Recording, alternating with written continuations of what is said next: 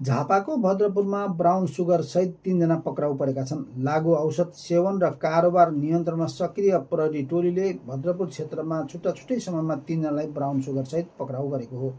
वडा प्रहरी कार्यालय भद्रपुरबाट खटिएको प्रहरी टोलीले मंगलबार बिहान करिब 11:40 बजे भद्रपुर नगरपालिका वडा नम्बर 5 देवी बस्तीमा भारतबाट नेपालतर्फ पैदल आउँदै गरेका भद्रपुर 5 देवी बस्ती निवासी 29 वर्षीय जहागी शेखलाई शंकाको आधारमा चेक जाँच गरेको थियो। चेक जाँचका क्रममा उनले दाहिने हातको मुठीमा लुकाई छिपाई ल्याउँदै गरेको 2 ग्राम 300 मिलिग्राम ब्राउन सुगर फेला परेको परिणय जनाएको छ। सोही साँझ करिब 6:20 बजे भद्रपुर 5 मेचीपुल क्षेत्रमा वडा प्रहरी कार्यालय भद्रपुर र लागु औषध ब्युरो शाखा कार्यालय काँकरभिट्टाबाट खटिएको संयुक्त प्रहरी टोलीले भारतबाट नेपालतर्फ आउँदै गरेको मोटरसाइकल चालक मेचीनगर 10 धुलाबाई टोल निवासी अन्दाजी 27 वर्षीय गुलाम रसुल मियालाई पक्राउ गरेको छ।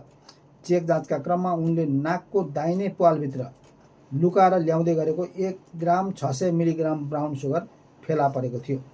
त्यसैगरी हिजै साँझ करिब 7:20 बजे मेचीपुल क्षेत्रमा नै संयुक्त प्रहरी टोलीले भारतबाट नेपालतर्फ पैदलै आउँदै गरेका इलाम माई जोगमाई गाउँपालिका एक घर भई हाल बिर्तामोड बस्दै आएका 24 वर्षीय पूर्व तामाङलाई पक्राउ गरेको छ।